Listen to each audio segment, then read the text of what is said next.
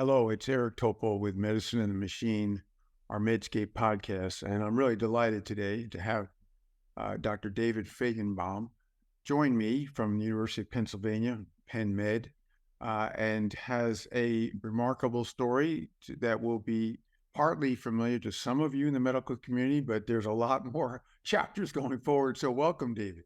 Eric, thanks so much for having me.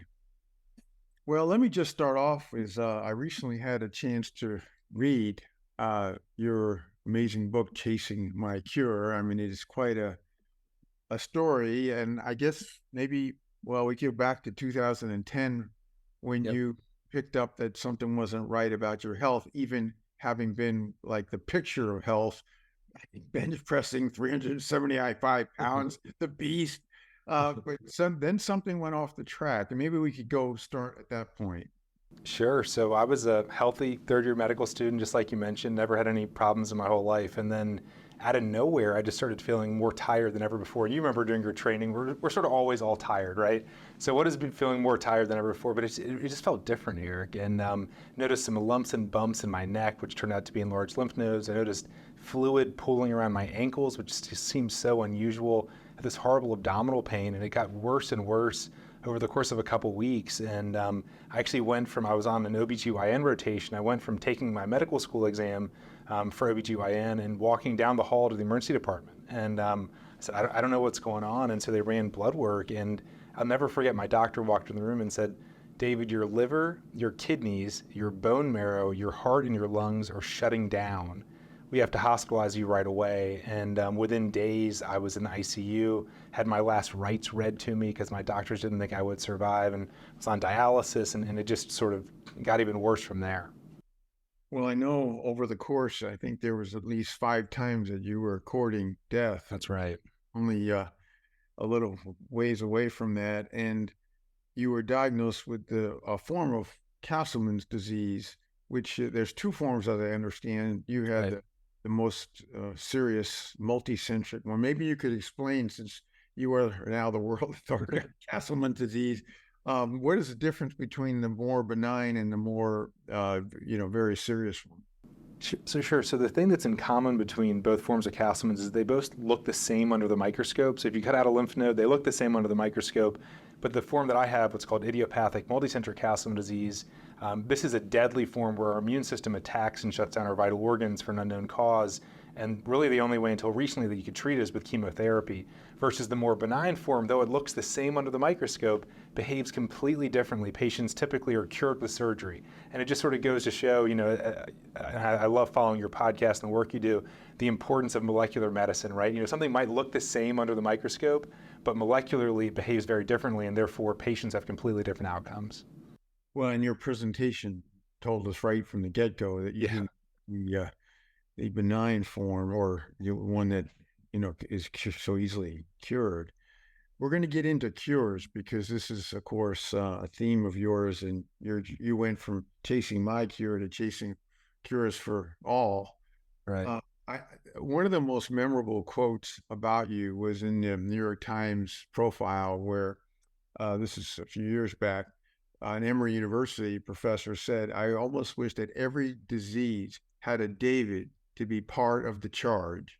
And that says a lot right there. And it basically, in a nutshell, is kind of where we're headed with this discussion. So you have discovered something that helped you, having tried, I don't know how many different interventions, but you finally came upon something that really made a difference.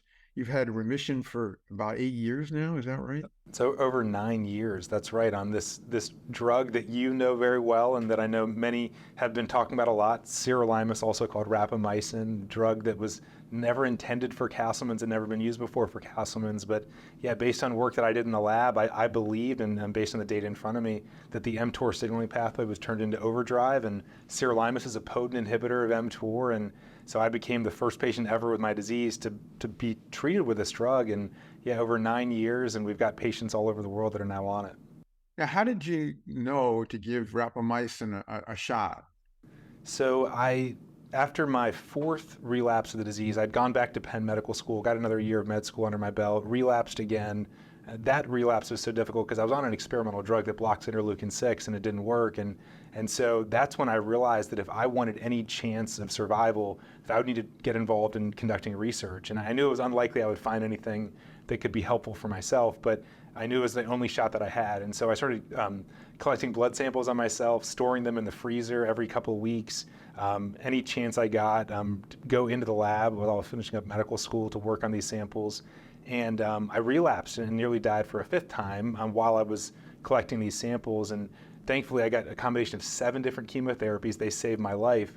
But when I got out of the hospital after those 7 chemos, I went in the lab and I began performing a series of experiments. So first I did serum proteomics, where I measured over 1,000 different molecules in my blood for multiple time points. I did flow cytometry to look at the status of the various immune cells in my body, how activated, how not activated they were. And from these multiple data sets, there was what's called an mTOR signature. Basically, the proteins that were really elevated in my blood were the proteins that are elevated when this particular communication line called mTOR is turned on. So it was a signature. It wasn't proof, but it was a signature. And then I went to a lymph node that I'd had resected during my last relapse, and I did a really simple stain. It cost about $17 to run this experiment, and that experiment showed in black and white that this particular communication line, mTOR, was turned into overdrive. And so I took the results, I drove down to Washington, D.C., and I took the results to a doctor of mine at NIH, and I showed it to him. I said, what do you think? I've got this deadly disease, I keep relapsing, there's no way I'm gonna make it to my fiance and I's wedding day unless we try something. I'm out of options. And he said, sure, let's give rapamycin a try. Yeah, that's pretty remarkable because rapamycin, as you know, as well as anyone, and has a multiplicity of effects. That's right. One is, of course, it can help with mitochondrial dysfunction. And we'll talk about the prospects there, and things like long COVID. But also, it can suppress the immune system, where it is a standard drug for transplant to prevent rejection. So, coming upon this and then getting the right dose that you weren't necessarily knocking out your immune response capability. So did you have to explore what if there was a dose that worked, and how would you know? Did you keep doing all these tests on yourself to figure that out? Yeah, it's such an important question because just as you said, rapamycin is one of those drugs where the dose really, really matters. I know Peter Attia has shared on your show before that actually at a low dose, it might actually boost the immune system in some ways, right, as opposed to suppress it. And so you really got to get that right dose.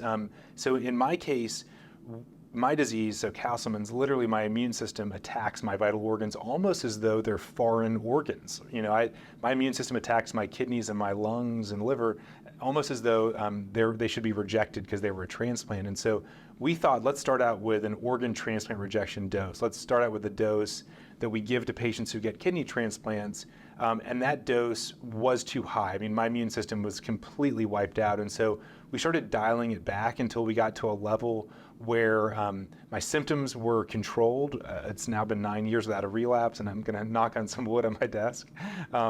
Symptoms were controlled, but also that my white blood cell counts weren't just zero, right? We wanted to find that middle ground. And so it was a little bit more trial and error to get that right dose, and a little bit less, quantitative proteomics, but I think we found the right dose. Well, and then also you took all the lessons that you had to form a Castleman global network. So tell us about how you went from the N of one to the N of thousands. Sure. So as you know, my book is called Chasing My Cure, but I think that was the wrong term. It should have been Chasing Our Cure, because it actually really wasn't me working on my own. Yes, I was the one doing the experiments in the lab, but I also had this amazing network of people around me from all over the world, just as you mentioned, a scientific advisory board representing nearly every continent in the world, physicians, researchers, patients, all working together with this common mission of, okay, we've got this disease that is deadly and relentless. Can we build a team that's also relentless to try to find solutions for it? And so we decided to do things a little bit differently. So rather than the typical approach of rare disease research where you raise money first and then you invite researchers to apply for it, we said, what if we do things completely differently? What if we start out by just asking physicians, researchers, and patients, what are the important studies to do? Let's come up with that prioritized list, and then let's go out and recruit the best researchers in the world to do those studies, whether or not they'd studied Castleman's or knew anything about Castleman's in the first first place. Just, what should be done? Let's go recruit someone to do it. And that approach has really been groundbreaking, and it's been amazing to get patients participating in what research questions we're asking, to get researchers who had never even heard of Castleman disease, but they're the best people in the world at single-cell RNA sequencing working on our project. And it's been just this great example where when you bring the right people together and you have a really clear mission and vision, you can achieve so much more than I ever could have on my own. Now, around the world, of the people who have the multicentric form of Castleman's, are they mostly taking rapamycin now? So there's a lot of patients that are on rapamycin doing very well. There's also an IL-6 blocker, which has an incredible backstory that's also used quite a bit for Castleman's. I've been given that IL-6 blocker. It didn't work for me, but it does work for between 1/3 and 1/2 of patients. And so there are a lot of patients that are doing well on IL-6 blockade. And I have to quickly just share the story about IL-6. Many listeners will have heard about tocilizumab or IL-6 blockade in the context of COVID. It, as you know, is the first drug that is administered to patients in the intensive care unit after they've gotten dexamethasone. But the story behind tocilizumab is an incredible one, and it started with Castleman disease. Back in the 90s, Kazuo Yoshizaki discovered that interleukin-6 was important in Castleman's, and he developed this drug now called tocilizumab to block interleukin-6, the receptor for it. And I had heard that Kazu gave it to himself as the first patient ever. And I said, Kazu, I heard you gave it to yourself. He said, no, I didn't give it to myself. The nurse gave it to me. I said, oh my gosh, Kazu. So he discovered the target, he developed the drug, and he gave it to himself as the first human ever, which I don't recommend by any means. But he didn't have a bad outcome, and he tested the drug in Castleman's. He got approval in Japan for Castleman disease, and then when it was purchased by a large pharmaceutical company, they decided Castleman's was too small of a market in the US, so they actually studied it in rheumatoid arthritis and juvenile idiopathic arthritis, now in COVID, cellular immunotherapy. So this drug, tocilizumab, that was made for Castleman's is now being used for myriad other conditions all over the world. Right, yeah. And we recently were discussing about the prospects, because long COVID has been shown to have mitochondrial dysfunction and obviously an immune that's really an untoward activation. And so the rapamycin may turn out to be a worthy candidate for long COVID. And, we really need to do a trial for that, basically repurposing what you found helped you and many others for something that now millions of people are suffering. Do you think there's a chance it will work there? I think so. I think that just as you said, there's multiple mechanisms through which rapamycin may be effective. As we said earlier, the dose is really going to matter, which is tough when you do a large clinical trial because you got to pick the right dose and have sufficient numbers on the right dose to be able to see the right effect and think about duration. We talked about that previously as well. Is it 1 month, 6 months, 1 year? What's the right duration to really see the effect that you're looking for? So I think there's a really good mechanistic reasons to believe that it could be useful. I think some of the observational data around metformin and metformin use during acute COVID and how that lowers the risk of long COVID also is circumstantial but supportive evidence, given that metformin works in many ways similar to rapamycin. So I think there's reason to believe, and as you can imagine, as someone who's alive thanks to a drug that wasn't made for my disease, I like to think a lot about the drugs that are at our neighborhood pharmacy that maybe were intended for one thing, but what are the other things that they could be helpful for? Yeah, well, living proof of repurposing, if there ever was one. Now, that wasn't enough that you accomplished in your young age in your career. Now you've launched Every Cure. Right. So tell us about this, because this is something I know you made a major announcement at the Global Clinton Initiative recently. And this is taking lessons you've learned and all the people that you've had a chance to work with and taking to yet another mega level. Oh, thanks so much, Eric. Yeah, so as you know, I'm alive thanks to a repurposed drug, and after finding that drug, I joined the faculty here at the University of Pennsylvania to continue to do that. So basically to continue to study hyperinflammatory diseases like Castleman's, and then to look for existing drugs to see if they could potentially be repurposed to treat those diseases right now, not 10 years from now, not $1 billion from now, drugs that are on the pharmacy shelf. And we've been really successful here at Penn. Our center has identified and or advanced 16 repurposed drugs for diseases that they were not initially intended for. And in the course of doing that, it's just with every one of these drugs and with every patient who walks into our center gets a drug that wasn't intended for their disease and then weeks later is doing better, it just continues to be in my face that, oh my gosh, there are drugs sitting on the pharmacy shelf that could save patients' lives, and the reverse of it is that there are patients suffering when there's a drug sitting on the pharmacy shelf that could have saved their lives. And so the more that I've seen this, and also, frankly, the longer that I've lived on this repurposed drug, the more compelled I felt to say, we need to do something systematically. We can't just do it, Castleman disease and then Poem syndrome, one rare disease at a time. We really need to do this at scale. And a few things kind of came together at once that led to every cure. So one piece of it is something that you've been tracking so well, and that is the incredible progress with generative AI and the incredible advent of these new tools that can help us to do things that took a medical student like myself months working in the lab. You can learn in seconds, frankly, utilizing artificial intelligence. And so that's one big pillar of this. So, well, I guess one pillar is that certainly we've had a lot of experience and success with repurposing. Another is that AI was really coming to the forefront and developing. And the third is that I got this phone call on March 31st of 2021, so the day before April Fool's Day, and I'm telling you, all I could think about is repurposing, and I get this call, and it's from an unknown number, and the person answers or is on the other line and says, President Clinton is on the other line. He read your book. He wants to talk to you. And it's the day before April Fool's Day, so I was pretty sure it was a joke. And then, on the other line, I hear, David, it's Bill Clinton. And I'm like, oh my gosh, this really is, President Clinton. And so, he had read my book, and his question for me was, how many more drugs do you think are out there that could be repurposed? And I told him that I believe that there's 3,000 approved drugs that are approved on average between 1 to 3 diseases each. But it's not an exaggeration to think that each one of those drugs could have maybe 1 to 3 additional diseases. And really, think about that. That's doubling the impact of the pharmaceutical products within reach. So he said, well, what's your dream? And I told him, I said, my dream is to create an initiative to do this systematically, to unlock the full potential of every drug for every disease possible. And he said, well, if you ever do that, know that you've got my full support, and I'd love for you to announce it at the Clinton Global Initiative. And so he kept calling every few months to check in to see if I was going to do this, and eventually I did feel like we could build the right team to do this at scale. And so we launched Every Cure. We announced at the Clinton Global Initiative. And the last year has all been about building the team, bringing together the resources and the funds to create an AI engine that comes up with a predictive score for the likelihood of every drug to treat every disease. So all 3,000 drugs against all 20,000 human diseases.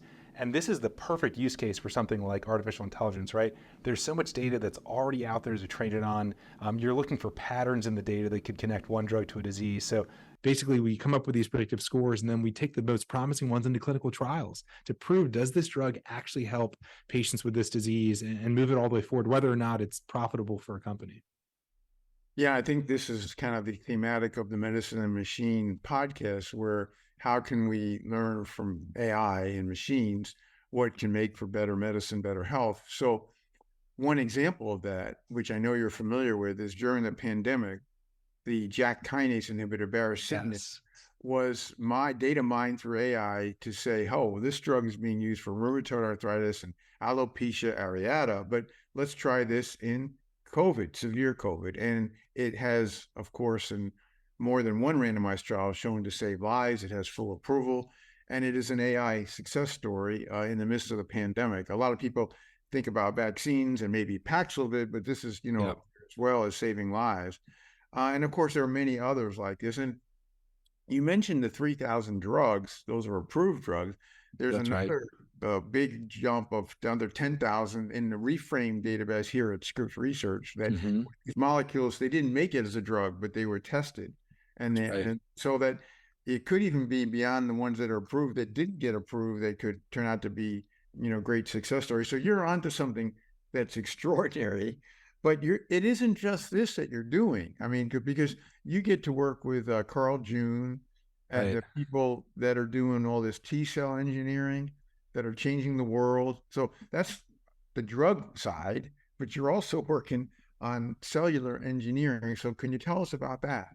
Sure. So I've had the opportunity to to be first off at this great institution, University of Pennsylvania, where there is so much great work being done in cellular immunotherapy and engineering. My focus has been on how do you make sure that when you give someone cellular immunotherapy and they do have a cytokine storm reaction to it, how do we control the cytokine storm so that we can save their life, so that the cellular immunotherapy can extend their life? And so I've worked, thankfully, very closely with Carl and John Wary and others to think about sort of the tail end of cellular immunotherapy. And because, of course, if you can't control the cytokine storm when you give someone cellular immunotherapy and they die from the treatment, that's a travesty, right? So let's get them these life-saving therapies, but let's make sure that in the process of treating them with life-saving therapy that you don't cause more harm than good. And so we've been really focused on deeply profiling the cytokine storm that occurs with these cellular immunotherapies. So this, I don't know if people are aware, the whole idea of CAR T, that is engineering T cells, is going through really a revolution, even now using CRISPR genome editing, Right. basically antigens that are specific to an individual's cancer, and revving up the cancer immune response beyond the drugs that we have today, like, the PD1 receptor inhibitor. So, as you said, one of the biggest downsides is a cytokine release syndrome, which can be fatal. Is that now under check? Has that been markedly reduced over time? It has been. It's been reduced tremendously thanks to IL-6 blockade, that drug tocilizumab I was telling you about earlier that Kazu made. It's pretty much given uniformly to patients all over the world. There are still some challenges. Individuals getting something called ICANS, which is neurological and quite progressive and serious. And so there's still unmet need in this sort of controlling the immune response in cellular immunotherapy, but it's a lot better than it was. As you said, the more powerful and the better we're getting with cellular immunotherapies, the more we have to continue to retool how do we prevent it from getting out of control. As you know, solid tumors, so when people think about typical cancers like lung cancer or colon cancer, those have been more refractory to cellular immunotherapy over the years. Blood cancers have been or been much more responsive to cellular immunotherapy. Now that we're starting to crack the code in solid tumors, I think that it may be a different sort of an immune response that we're seeing afterwards. And so we're sort of having to pay attention because, one, you need to treat the cancer, but two, you need to make sure they don't cause harm along the way. Right. Yeah. So no question, the solid cancers are largely still. I mean, there's some small successes, but You're right. we got a ways to go. But one of the things that's noteworthy, you've got this every cure going for all these rare diseases, Right. and on the other end, you're also working on cancer, essentially by trying to make the treatments that the group at Penn is kind of mission control here for this. That's right. Making that safer, more effective, hopefully eventually charting a path that's going to be effective in addressing cancers. This, of course, this whole theory about the immune system, which you have, again, knowing yourself, know thyself so well, as a source of why people get cancer and don't respond. For years that was out there. And finally, we started to have some checkpoint immunotherapy agents, which, as he's already gotten to, help some people with certain specific types of cancer. But there seems to be so much more room to rev up our immune system. And so I wanted to ask you about the fact, is cancer, obviously it's a genomic disease, but is the ability for it to go on to metastasis, is that because our immune system is defective or just can't meet up to the challenge? I think it's one part, maybe it's defective. I think it's another part that maybe it's not that it's defective, but that we can program it to be more effective, right? So it's not so much that it was, it didn't sense something, but it's that there's actually human potential to reprogram these cells, just as we talked about earlier, to actually effectively remove them. I think that the immune system, of course, I'm very biased. I am an immunologist. I run an immunology lab, but I think that immunology and the immune system plays such a critical role all across medicine. I mean, look at the colchicine approval in cardiovascular disease. I mean, this is just such an incredible concept that, 20 or 30 years ago, would we have ever thought that colchicine, a gout drug that is certainly anti-inflammatory, would get an approval for prevention, secondary prevention of heart disease. And it's because of the role that inflammation plays in cardiovascular disease. I mean, I would love to hear your thoughts on colchicine in particular, given your background.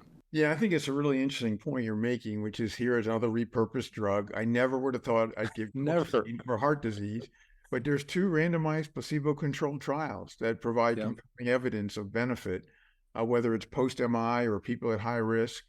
And I don't even think it's out there in the cardiovascular community. And the reason is because, as you've really centered on, is because people, when it's repurposed, they just don't get it. That there's these drugs that will help people.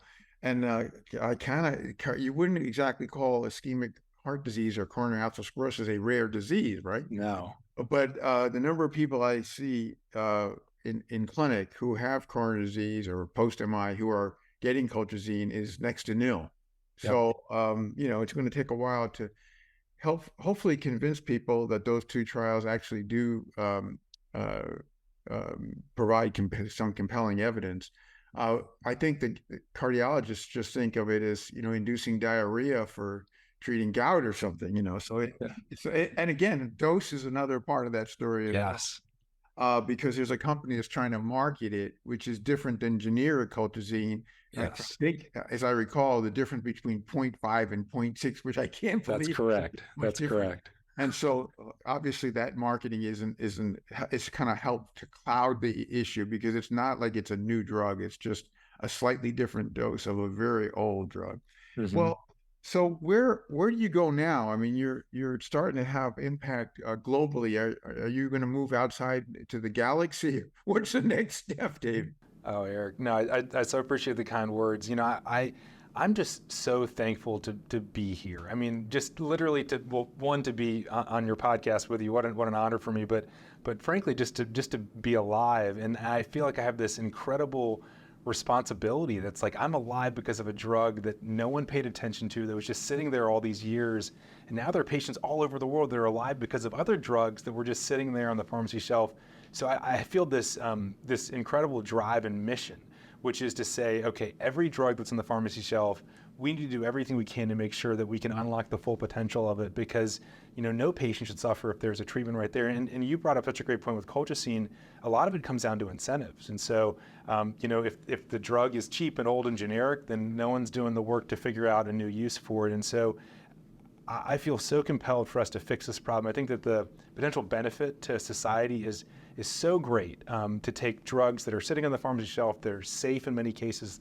They're inexpensive in most cases because they're generic, and to find new uses for them, because we know all too well that there are so many diseases that still cause so much hardship in this world. I mean, you mentioned long COVID, and there's obviously so many others, that though modern medicine has solved so many problems and we have a lot to be proud of, and I think AI is going to continue to help us to make even more of a dent, there's still a lot of work to be done. And so I feel this just incredible honor that I get to spend every day working with scientists and colleagues to try to figure out how can we save lives with cures within reach. And the last thing I'll mention is what's so exciting about this approach is the turnaround time. So if I were to develop a new drug from scratch, I would need at least 10 years and somewhere in the order of 100 million, maybe closer to $1 billion to do that one drug for a first disease. We can repurpose drugs and discover a new use for a drug, and within weeks have a patient on that drug. And now, of course, the risk-benefit profile has to make sense, and I don't think it's a good idea to ever do data-free repurposing. It should always be data-driven repurposing and in the right context for the right patient. But the ability to reach and help someone within weeks of a discovery and to have drugs now approved for new uses and recommended after just a couple years versus what would take so much more money and so much more time, it just sort of makes everything feel so attainable. And I think a lot about hope, because there have been a lot of times in my journey where I was out of hope, and I leaned on my family and my friends, and they gave me hope for the future and a dream for the future. But when I think about repurposing, at the end of the day, it's really about saying, there are all these drugs. Let's create some hope here by actually tapping into these drugs. And it may not be that there's a drug for your condition or someone that you love, But if you look on the pharmacy shelf, trust me, there are a lot of patients that can benefit from those conditions. We just have to look for them. Yeah, so that's another question, is that because there's um, thousands, tens, thousands of conditions out there. And by the way, collectively, people with rare diseases like Castleman account for tens of millions of people Yes. around the world. How do you prioritize? I mean, obviously, you have a bent towards immunologic conditions or basis for conditions, but how would you say, okay, every cure is going for this one or that one? This drug looks so alluring. We got to. How do you make the call? It's a great question, and it's a tough one. So we ran our first version of the algorithm and we got 36 million scores. So every drug versus every disease. And so of course you look at the top and you say, wow, this makes sense. This drug works for this disease. You start going down, and to your point, how do you start picking out of 36 million? Obviously you don't want to pick the ones at the bottom because it's very unlikely they're going to work. But how do you pick out of the top ones? And so we think about it in terms of a number of criteria, but really I boil it down to two.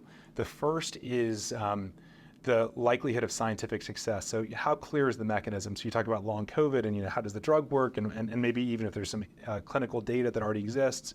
So what's the scientific evidence? But then the second question is what's the impact? And so what's so cool about being a nonprofit organization through every cure and being in this position, being armed with all the data, is that we don't have to worry about if the drug is going to be profitable in the new disease area. We don't have to worry about what's the cost of it. It's really about what's the impact. So you can think about impact in terms of the impact for a given life. So is it going to be potentially transformative for a small number of patients, or is it going to be a smaller impact across a larger population?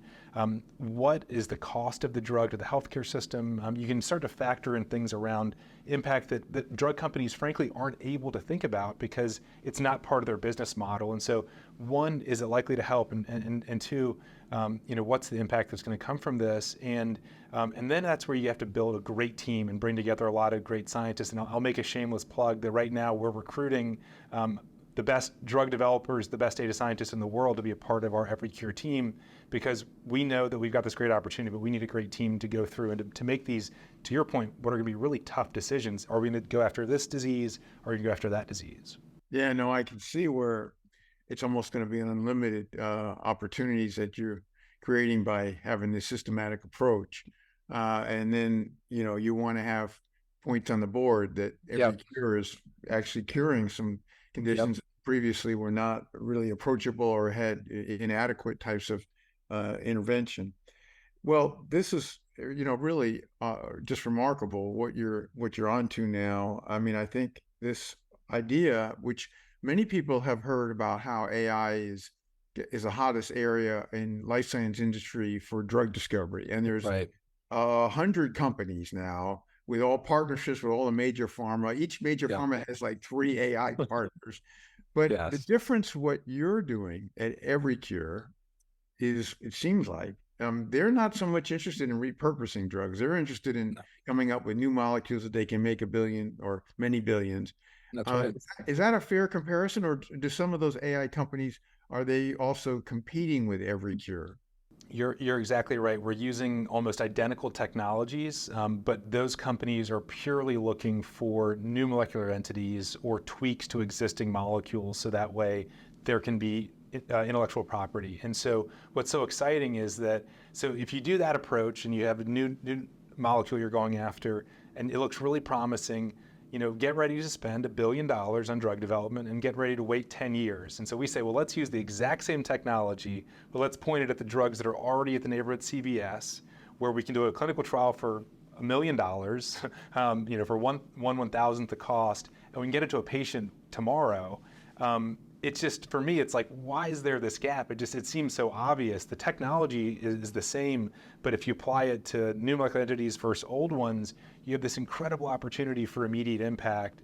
So yes, your comparison is exactly right. And there's amazingly always been this gap in our drug development system, and it's something that I've spoken a lot with Janet Woodcock and others at the FDA about, and that's this thing that's a bit surprising, and that's that once a drug gets a first approval, surprisingly, that's when R&D starts slowing down for that drug. You'd think that, okay, we've got an approved drug, it's on the market, let's ramp up R&D, let's find all the additional uses for it, but sort of paradoxically, Now that the drug got its first approval, let's start ramping down R&D and let's go find another drug. But in my opinion, as someone who's alive thanks to one of these old drugs, I think that's when we have to start ramping up and really focusing on finding more uses, and that's what we're trying to do with every cure. Well, I don't know that anyone could be more of a force or a icon. I mean, you look like the picture of health. No one would ever believe that you were on death's door 5 times and went through all that you did from 2010 until 9 years ago. So it's really just so extraordinary. I think we're all indebted to you, David, you and the team that you're developing at Every Cure to help accelerate the knowledge base for taking these medications that could really help cure people that up till now have not been assessed or identified and proven. So this is really, it's just amazing. And you've been able to get some great funding from key players out there. So hats off to you. Big time kudos. We're going to be following your story because it wasn't over when you wrote the book 4 years ago, chasing my cure. And now you're chasing everybody's cures. David, thank you so much for all that you're doing. The team at Penn with John Wary, Carl June, I mean, these are some real heroes, and to have you on as part of that is just, how does it get better? So I know you're going to add some more to the group, and watch out, folks. There's a lot, fasten your seatbelts here, because a lot of good things are going to come out of this. So thanks for joining today. Eric, thanks so much for having me, and thanks for those kind words. It's truly such an honor to be with you, to be a part of this podcast. And like I said, I'm so thankful to be here, and I'm so thankful I get to have the opportunity to find drugs so that more people can be here and to experience all the amazing things in life.